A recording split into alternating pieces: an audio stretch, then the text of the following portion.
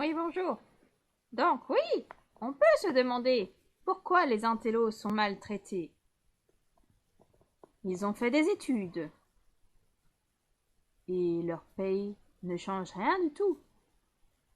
Ils ont fait des études, ils deviennent écrivains, chercheurs, poètes, peintres, illustrateurs, ils rédigent des BD pendant des années et leur statut ne change rien du tout.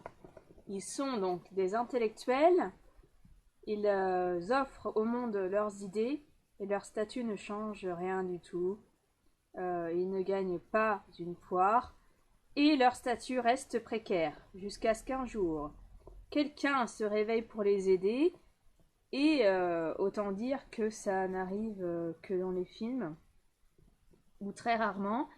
Donc les intellectuels ont travaillé leur méninge mais restent quand même en marge et ne trouvent pas de fonction dans un pays comme la France par exemple, qui est réputé pour son intellectualité et son arrogance. Alors peut-être que l'arrogance a pris toute la place sur l'intellectuel et que l'intellectuel a été destiné à disparaître face aux conflits permanents dans les écoles.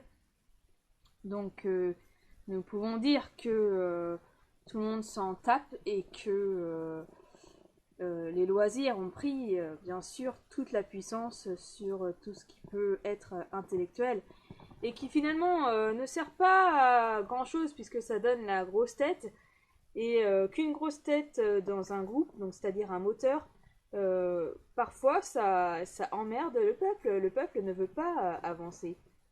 Donc les intellectuels sont donc rejetés et ils revivent la même chose qu'à l'école, au primaire, à l'ancienne époque, où les profs cherchaient à tout prix à les diminuer.